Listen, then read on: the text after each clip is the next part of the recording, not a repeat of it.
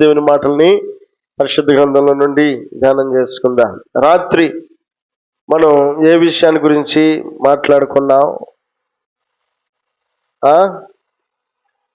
లోకమును దాని ఆశయు గతించును గాని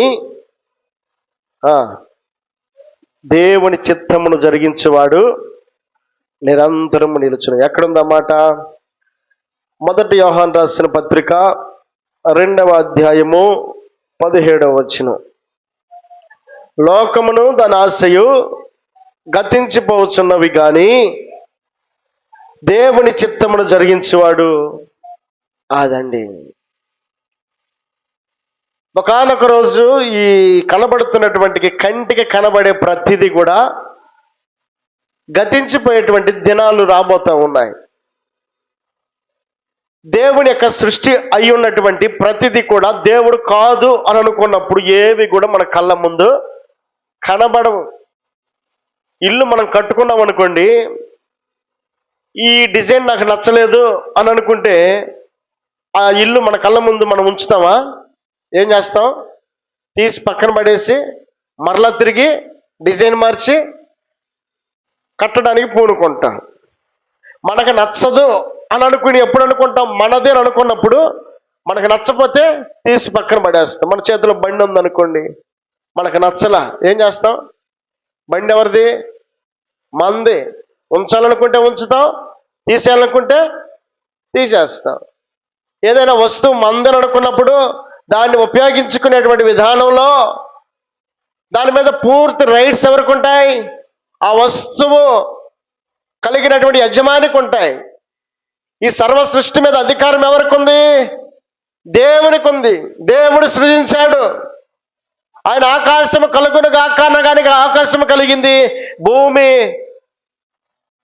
ఏర్పడింది, నక్షత్రములు ఏర్పడ్డాయి, సమస్తము కూడా ఏర్పడ్డాయి. ఆదికాండం ప్రారంభం వచనం నుండి చూస్తే ఆదియందు దేవుడు భూమి ఆకాశమును సృజించెను.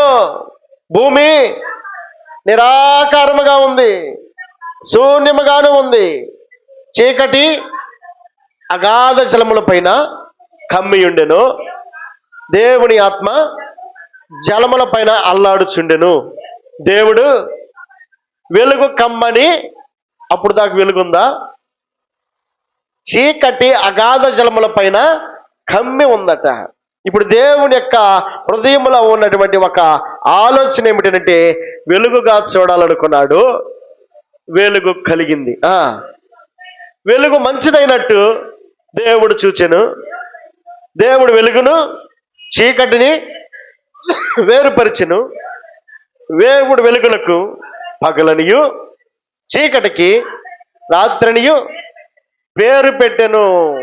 అస్తమయమును ఉదయమును కలుగగా ఒక దినమాయెను. మరియు దేవుడు జలముల మధ్య ఒక విశాలము కలిగి ఆ జలములను ఈ జలములను వేరుపరచెను గాక అని పలికెను. ఆ విశాలము చేసి విశాలము క్రింది జలములను విశాలము మీది జలములను వేరుపరచగా ఆ ప్రకారమయ్యను. ఆ విశాలమునకు ఆకాశమని పేరు పెట్టెను. అస్తమయమును ఉదయమును కలుగగా ఆ విశాలమును నీటిని వేరుపరిచి పైనున్న విశాలమునకు ఆకాశమని పేరు పెట్టాడట. ఇప్పుడు వర్షం ఎక్కడి నుంచి వస్తుంది? ఆకాశంలో ఎవరు దాచిపెట్టారు? దేవుని యొక్క మాట స్థిరపరచబడింది. కింద ఉన్నటువంటి జలమును మేము సముద్రం అని పిలుస్తూ ఉన్నాం. ఆకాశం పైన ఉన్నటువంటి జలము ఆయన దాన్ని ఆ విశాలమునకు ఆకాశం అని పేరు పెట్టాడు. అంటే ఈ విధంగా చదువుకుంటూ పోతూ ఉంటే మన కళ్ళ ముందు కనబడే ప్రతిదీ కూడా ఆయన నోటి మాట చేత కలిగిందట. దేవుని స్తోత్రం చెల్లిద్దాం. హల్లెలూయా. దేవుని యొక్క ఆలోచన, దేవుని యొక్క చిత్తము దేవుని యొక్క మాట ద్వారా కనబడతా ఉన్నాయి. ప్రతిదీ కూడా మనం కోరుకుంటే వచ్చింది కాదు, ఆయన కోరుకుంటే వచ్చింది. నువ్వైనా నేనైనా మన కనబడుతున్నటువంటి ప్రతి సృష్టి కూడా ఆయన కోరుకున్నాడు కనుక వచ్చింది. ఇప్పుడు ఆయన అంటున్న మాట ఏమిటంటే లోకమును దాని ఆశయు గతించిపోతాయి, దేవుని చిత్తమును జరిగించేవాడు అదండి. ఆయన కావాలని కోరుకున్నాడు, కళ్ళ ముందు కనబడుతున్నాయి. ఆయన వద్దనుకునే ఒక రోజు ఉంది, ఆ రోజు సమస్తము కూడా గతించిపోతాయి. ఆకాశమును భూమియు గతించును, కానీ నా మాటలు గతించవని మార్కు రాసిన సువార్తలో అంటాడు. కాబట్టి రాత్రి మనం జ్ఞాపకం చేసుకునే ఆలోచనలో భాగంగా ఆయన అంటున్న మాట ఏమిటంటే కానీ నా మాటలు గతించు. ఏమిటి ఆ మాటలు అనంటే ఆయన చిత్తమును జరిగించేవాడు నిరంతరము. ఈ మాట ఒట్టి మాట కాదు, ఆయన నోటి మాట చేత ఆకాశం కలిగి ఆ కలిగిన మాట ప్రకారంగా ఆకాశం మన కళ్ళ ముందుకు ఏ విధంగా అయితే కనబడుతుందో, ఆ మాట ఎంతైతే వాస్తవమో దేవుడు మరలా తిరిగి అదే మాటను పలుకుతున్నాడు. ఆయన నోటి మాట సత్యమైనటువంటి మాట. ఆయన అంటున్న మాట ఆకాశం భూమి గతిస్తుంది, కానీ నా మాట గతించదు. ఆయన మాట స్థిరపరచబడింది. ఆయన ఏమని కోరుకున్నాడు అనంటే ఆయన అంటాడు దేవుని చిత్తాన్ని జరిగించేవాడు నిరంతరము నిలుస్తాడట. నిరంతరం నిలవాలి అనంటే ఆయన చిత్త ప్రకారం చేయాలి. రాత్రి ఒక చిత్తాన్ని గ్రహించాము. ఏమిటి ఆ చిత్తం? రాత్రి దేవుని యొక్క మాట జ్ఞాపకం చేసుకుంటూ ఉన్నటువంటి నీవు నేను మనం ఎలా ఉండాలని కోరుకున్నాడు ఆయన? అపవిత్రంగా ఉండాలని కోరుకున్నాడా? మీరు పరిశుద్ధులై ఉండుటయే దేవుని చిత్తం. పరిశుద్ధులై ఉండుటయే దేవుని చిత్తం. ఆ పరిశుద్ధులుగా ఉండేటువంటి క్రమంలో ఏముండకూడదట? మత్సరము ఉండకూడదు. మత్సరం ఉండకూడదు. మత్సరం అంటే కల్మషం అయిపోద్ది. బొంగ నీళ్లు ఉన్నాయి, మినరల్ వాటర్ అని పిలుస్తున్నాం. ఆ మినరల్ వాటర్ తీసుకొచ్చిన తర్వాత పిల్లలు కనుక ఏదన్నా ఇంత మట్టి కనుక దాంట్లో వేసాడు అనుకో, ఆ నీళ్లు మరలా తిరిగి మనం తాగగలుగుతావా? ఇంతేగా, ఇన్ని నీళ్లు ఇంతే కదా, ఏమైపోతాయి? మలినమైపోతాయి. మరలా తిరిగి వాటి అన్నిటిని కూడా పారిపోతాం. ఎందుకంటే ఇవి నిరుపయోగంగా మారిపోతాయి. దేవుని వాక్యం సెలవిస్తున్నటువంటి మాట ఏమిటంటే మనము పరిశుద్ధులు అయి ఉండట దేవుని చిత్తం అయి ఉన్నప్పుడు మనలో మత్సరం అనేది కనబడకూడదు. మత్సరం అనేది లేకుండా చేసుకోవాలి. అసూయ అనేది లేకుండా చేసుకోవాలి. అది దేవుని చిత్త ప్రకారంగా మనల్ని పరిశుద్ధులుగా చేస్తుంది. దేవునికి మహిమ కలుగును గాక. హల్లెలూయా. రెండవ మాట ఏమిటనంటే మనందరూ గ్రహించే మాట, మొదటి దశలోకి రాసిన పత్రిక 5:16 ప్రతి విషయమునందును కృతజ్ఞతాస్తుతులు చెల్లించుడి, ఇలాగూ చేయుట యేసుక్రీస్తునందు మీ విషయంలో అదండి. చిత్తాలు కొన్ని ఉన్నాయి, ఆయన ఇష్టపడే కొన్ని ఉన్నాయి. ఒకటి మనం పరిశుద్ధులుగా ఉండటం ఆయన చిత్తం. కాబట్టి మనలో ఎటువంటి మలినాన్ని మనం ఉంచుకోకూడదు, కల్మషాన్ని మనం ఉంచుకోకూడదు. రెండవది ఆయన మలుగుతున్న మాట ప్రతి విషయం నందును కృతజ్ఞతాస్తుతులు చెల్లించుడి. కృతజ్ఞతాస్తుతులు ఉండాలట. ఆయన చిత్తంలో ఒక భాగం ఇది. ఆయన ఏం చేశాడు అని అనుకోకూడదు. ఇశ్రాయేలు ప్రజలకు 100 చేశాడు, ఒక్కడు కూడా గుర్తుపెట్టుకోవాలా. ఆ 100 కళ్ళ ముందు కనబడుతున్నా కూడా ఇంకా చేయబోయే దానికోసం ఇంకా చేయలేదని, లేట్ అయిందని. చేస్తాడు ఆయన, 4 రోజులు లేట్ అయింది, కానీ ఇంకా చేయలేదని చెప్పానని వారట సమస్తమును కూడా వారు మరిచిపోయారు. దేవుని వాక్యం సెలవిస్తూ ఉంది ప్రతి విషయం అందరూ కూడా కృతజ్ఞతాస్తుతులు ఉండాలి. దేవుని వాక్యంలో ఒక మాట జ్ఞాపకం చేసుకుంటే అపోస్తల కార్యాల గ్రంథంలో భక్తుడు దావీదు గురించి ఒక మాట రాయబడింది. అపోస్తల కార్యాల గ్రంథం 13వ అధ్యాయం 22వ వచనం. అపోస్తల కార్యాలు 13వ అధ్యాయము 22వ వచనం. అమ్మా చదవండి. తరువాత అతనిని తొలగించి, దానికి ముందు వచనం కూడా, ఆ తరువాత వారు రాజు కావాలని కోరగా దేవుడు బెన్యామీను గోత్రికుడును కీషు కుమారుడునైన సౌలును వారికి 40 ఏండ్ల వరకు దయచేసెను. తరువాత అతనిని తొలగించి దావీదును వారికి రాజుగా ఏర్పరిచెను. మరియు ఆయన, నేను యెష్షయి కుమారుడనైన దావీదును కనుగొంటిని, అతడు నా ఇష్టానుసారుడైన మనుష్యుడు, అతడు నా ఉద్దేశములన్నీ నెరవేర్చునని అతనితో చెప్పి అతని గూర్చి సాక్ష్యం ఇచ్చాను. దేవుడు సాక్ష్యం ఇస్తున్నాడు ఒక మనిషి గురించి. ఎవరి మనిషి? దావీదు అని పిలువబడతా ఉన్నాడు. దావీదు కంటే ముందు సౌలు అనబడేటువంటి ఒక వ్యక్తి ఉన్నాడు. కీషు కుమారుడైనటువంటి సౌలును దేవుడు, బెన్యామీనీయుడైనటువంటి కీషును దేవుడు కోరుకున్నాడు. ఇశ్రాయేలు ప్రజలందరూ కూడా మాకు రాజు కావాలని కోరుతా ఉన్న సమయంలో ఈ సౌలును దేవుడు అభిషేకించి రాజుగా నియమించాడు. 40 సంవత్సరాలు సౌలును దేవుడు రాజుగా నియమించాడు, ఆధిక్యతనిచ్చాడు, అవకాశాన్ని ఇచ్చాడు. అది 40 సంవత్సరాల ప్రయాణంలో ఎంత ఒదిగి ఉండాలి, ఎంత ఆధిక్యతనిచ్చాడు. ఎదిగే కొంది ఎలా ఉండాలి? పెద్దలు చెప్తారు, ఎదిగే కొంది ఒదిగి ఉండాలట. 40 సంవత్సరాలు రాజుగా నియమింపబడినటువంటి సౌలు చిన్నదాని దగ్గర తప్పుటడుగు వేశాడు. దేవుడి చిత్తాన్ని నెరవేర్చేటువంటి క్రమంలో చాలా జాగ్రత్తగా ప్రయాణించాల్సినటువంటి సౌలు దేవుడిచ్చిన ఆధిక్యతను అవకాశంగా తీసుకుని ఆశీర్వాదకరంగా ముందు కొనసాగాల్సినటువంటి సౌలు దేవుడు చెప్పిన మాటను తృణీకరించాడు. అమాలేకీయులు అనబడేవారు దేవునికి బద్ధ శత్రువులై ఉన్నారు. ఎందుకనంటే వారు ఎల్లప్పుడూ ఇశ్రాయేలీయులను కష్టపెడుతున్నారు. దేవుడు నమ్మిన బిడ్డలు కష్టపెడతా ఉంటే దేవుడు ఇష్టపడతాడా? ఇష్టపడ్డ కదా. గొల్యాతు ఇశ్రాయేలీయుల్ని కష్టపెడతా ఉంటే దేవుడు ఇష్టపడ్డా? ఇష్టపడలేదు.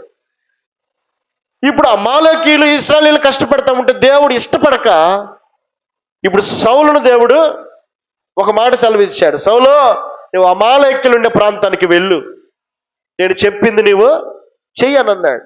ఏం చేయాలి ప్రభువా అని అన్నాడు. ఎప్పుడు చెప్పాడు ఇది? 40 సంవత్సరాల తర్వాత జరుగుతూ ఉంది ఇది. 40 సంవత్సరాలు దేవుని యొక్క ఆధిక్యత అనుభవిస్తూ ఉన్నటువంటి సౌలు ఒక రాజుగా 40 సంవత్సరాల ఎక్స్పీరియన్స్లో దేవుడి చిత్తాన్ని గ్రహించలేకపోయాడు, దేవుని ఇష్టాన్ని గ్రహించలేకపోయాడు. అన్ని సంవత్సరాలు మెయింటైన్ చేయగలిగాడు, కానీ చివరికి వచ్చేసరికి దేవుడు చెప్పిన మాట ఏమిటంటే, అయ్యా సౌలు, అమాలేకీయులు ఇశ్రాయేలీయులను బాగా కష్టపెడతా ఉన్నారు, కాబట్టి వారు నా కళ్ళ ముందు కనబడిద్దు, వారందరూ నిర్మూలన చేయని అన్నాడు. వాళ్ళు నా కళ్ళ ముందు కనబడిద్దు, వారు నిర్మూలన చేయి, వారు కలిగిన సమస్తాన్ని కూడా నువ్వు నిర్మూలన చేయి. మరి ఏం చేయాలి? దేవుడు చెప్పిన మాటను అనుసరించి నడవాల్సినటువంటి సౌలు తన స్వచిత్తాన్ని చేయడానికి ప్రయత్నం చేస్తున్నాడు. సొంత ఆలోచనలు అందరికీ ఉంటాయి, అవి దేవుడు ఇష్టపడచ్చు, ఇష్టపడకపోవచ్చు. అది గ్రహించాలి. మన చిత్తం కాదు, మన ఇష్టం కాదు నెరవేర్చాల్సింది. దేవుని ఇష్టం ఏమైంది? మన ఆలోచన కరెక్టే, నరుని ఆలోచనలు అనేకములు కడితే యెహోవా తీర్మానమే కదా స్థిరపరిచేది అనే గ్రహింపు కలిగి ఉండాల్సినటువంటి సౌలు దేవుడి చిత్తాన్ని మర్చిపోయాడు, దేవుని ఇష్టాన్ని మర్చిపోయాడు, దేవుని ఆలోచన ప్రక్కన పెట్టేశాడు. దేవుడు చెప్పింది ఒకటి, సౌలు తన స్వచిత్తాన్ని జరిగిస్తూ ఉంది మరొకటి. తన సొంత ఆలోచనకు అవకాశం ఇచ్చినటువంటి సౌలు ఇప్పుడు ఏం చేస్తున్నాడు? దేవుడు చెప్పిందేమో అమాలేకీయులు చంపమన్నాడు, వారు కలిగిన సమస్తాన్ని నిర్మూలన చేయమన్నాడు. ఇప్పుడు దేవుడి ఇష్టాన్ని నెరవేర్చేటువంటి క్రమంలో ఇప్పుడు అక్కడికి పోయేసరికి తల మెరుస్తూ ఉన్నాయి ఆ పశువులు. కానీ అక్కడ ఉన్న సంపద అంతా కూడా కళ్ళ ముందు అతను కళ్ళు తిప్పుకోలేకపోతా ఉన్నాయి. ఇప్పుడు ఏమంటున్నాడు తెలుసా? బాగా బలంగా ఉన్నటువంటి వాటన్నిటినీ ప్రక్కన పెట్టించేసి బలహీనమైనటువంటి వాటన్నిటిని కూడా శత్రువులను చంపుతూ బలమైనటువంటి పశువులన్నిటినేమో ఒక చోట దాచిపెట్టి బలహీనమైన వాటన్నిటిని కూడా చంపేశాడు. దేవుడు చెప్పింది ఏంటి? సగం చంపు, సగం దాచిపెట్టి అన్నాడా? దేవుడు చెప్పేటువంటి మాట సుస్పష్టంగా ఉంటుంది. ఆయన చెప్పినటువంటి మాట ప్రకారముగా జరిగించేటువంటి వ్యక్తి నిరంతరం నిలుస్తాడు. 40 సంవత్సరాలు నిలబెట్టినటువంటి దేవుడు ఎందుకు సౌలును వ్యతిరేకించగలిగాడు? ఎందుకు దేవుడు వద్దనుకున్నాడు? అనంటే అక్కడ మనం ఆలోచన చేసినప్పుడు అమాలేకీయులందరిలో కూడా కొంతమందినేమో దాచిపెట్టాడు, కొంతమందినేమో చంపేశాడు. ఆ పశువులన్నింటిలో కూడా కొన్నిటినేమో దాచిపెట్టాడు, కొన్నిటినేమో చంపేశాడు. దేవుని ఇష్టాన్ని గ్రహించాల్సినటువంటి సౌలు తన ఇష్టాన్ని ప్రకారంగా జరిగిస్తా ఉన్నాడు. కాబట్టి అతడు 40 సంవత్సరాలు ఎక్స్పీరియన్స్ కలిగినటువంటి నాయకుడైనప్పటికీ, రాజు అయినప్పటికీ దేవుడు తన యొక్క ఎక్స్పీరియన్స్ని బట్టి అతను విడిచిపెట్టలేదు. చూశాడు. సౌలు దగ్గరికి వెళ్ళి సమూయేలు వచ్చి అడుగుతూ ఉన్నాడు, అయ్యా సౌలు, నేను అమాలేకుల దగ్గర దేవుడు వెళ్ళి రమ్మన్నాడు కదా, వెళ్ళొచ్చావా? వెళ్ళొచ్చాను. మరి దేవుడు చెప్పిందంతా చేసావా? చేశాను. మరి ఆ అరుపుడు కేకలేంటి? నీ దగ్గర ఆ పశువుల యొక్క స్వరాలేంటి అని అంటే, అవా నీ దేవునికి బలిగా అర్పించటానికి వాటిని పోగు చేశాను. నీ దేవునికి అంటే సౌలుకు దేవుడు కదా. 40 సంవత్సరాలు ఎక్స్పీరియన్స్ వచ్చేసరికి, 40 సంవత్సరాల ఆధిక్యత వచ్చేసరికి నీ దేవుడు అని పిలిచేటువంటి స్థాయికి సౌలు వెళ్ళిపోయాడు. అంత మాత్రమే కాక దేవుని చిత్తాన్నే జరిగించాలి, అసలు దేవుని ఇష్టాన్నే గ్రహించలేకపోయాడు.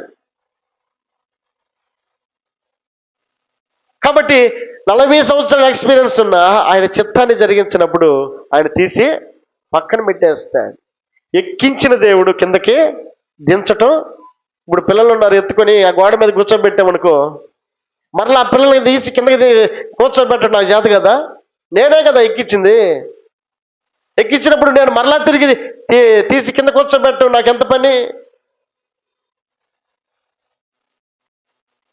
గాడిదను తోలుకోవడానికి ప్రయాణిస్తున్నటువంటి సౌలును అనుకోకుండా అభిషేకించి ఆశీర్వదించి రాజుగా చేస్తే, కళ్ళు నెత్తికెక్కినటువంటి సౌలు దేవుని ఇష్టాన్ని, దేవుని చిత్తాన్ని జరిగించుకోకుండా, దేవుడు నా బలిని యాక్సెప్ట్ చేస్తాడా? కయ్యను కూడా బలి తీసుకొచ్చాడు, హేబేలు కూడా బలి తీసుకొచ్చాడు, అర్పణ తీసుకొచ్చాడు. హేబేలు అర్పణ దేవుడు అంగీకరించాడు, కయ్యూను అర్పణ అంగీకరించాల. తీసుకురాకుండా ఉన్నాడా? కయ్యూను తీసుకొచ్చాడు. దేవుని చిత్త ప్రకారం తీసుకురాలా, దేవుని ఇష్ట ప్రకారం తీసుకురాలా. ఈ గ్రహింపు సౌలు కనిపెట్టలేకపోయాడు.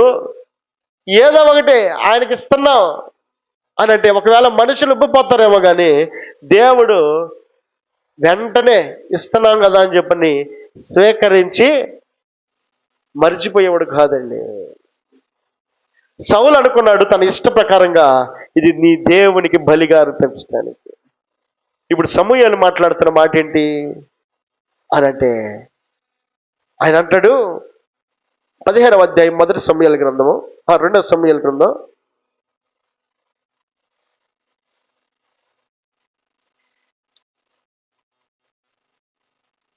1 సమూయేలు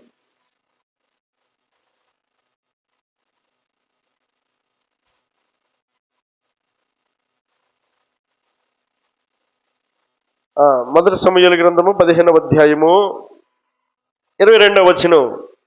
అందుకు సమూయేలు తాను సెలవిచ్చిన ఆజ్ఞను ఒకడు గైకొనటం వలన యెహోవా సంతోషించినట్లు ఒకడు దహన బలులను అర్పించటం వలన ఆయన సంతోషించిన. ఆలోచించుము, బలులు అర్పించుట కంటే ఆజ్ఞను గైకొనుటయు పొట్టేళ్ల క్రొవ్వు అర్పించుట కంటే అదండి. మాట వినడం శ్రేష్టం. సౌలుకు చెప్పింది ఒకటి, అమాలేకులందరూ నిర్మూలన చేయమన్నాడు. అంతవరకు చేస్తే చాలు, ఇక నువ్వు బలి అర్పించాల్సిన పని లేదు. మాట వినడం శ్రేష్టమైనది. దేవుడు కోరుకున్నటువంటి ఆలోచన, దేవుడు ఇష్టపడుతున్నటువంటి తలంపు ఏంటంటే ఆయన మాటను వినాలని కోరుకుంటా ఉన్నాడు. ఏది శ్రేష్టమైనదో గ్రహించాలి. మార్తా మరియా ఇద్దరు కూడా దేవుడు యేసుక్రీస్తు ప్రభుల వారు ప్రయాణం గుండా వెళ్తున్నాడని గ్రహించి ఆయన ఇంటికి చేర్చుకున్నారు ఆసక్తితోటే. మరియమ్మ దేవుని స్వరాన్ని వినడానికి ఆయన పాదాల దగ్గర కూర్చుంది. మార్తేమో మరలా తిరిగి వండి పెడుతుంది ఆయనకే, ఇంక పక్కన వాళ్ళకి కాదు. శ్రమ పడినా, పోయి సెగనున్నా, కష్టపడి శ్రమపడి ఆ వంట వండుతున్నటువంటి ఆ ప్రయాస అంతా దేనికోసం అంటే ఆయనకి పెట్టాలనే, కాదనడం లేదు ఆయన, మంచిదే. కానీ ఆయన వచ్చిన సమయంలో ఆ సమయాన్ని సద్వినియోగపరుచుకునేటువంటి క్రమంలో ఆయన ఒక మాట అంటా ఉన్నాడు, మరియ ఉత్తమమైనది ఎంచుకుందట. ఉత్తమమైనది ఎంచుకుంది. ఇక్కడ ఏమని రాయబడతా ఉంది? మాట వినడం శ్రేష్టం. అక్కడ మాట వినినటువంటి మరియను ఉత్తమమైనది అని గ్రహిస్తా ఉన్నాడు. ఇక్కడ మాట వినడం శ్రేష్టమైనది, మాట చాలా ప్రాముఖ్యమైనది. మనం అర్పించినటువంటి బలుల కంటే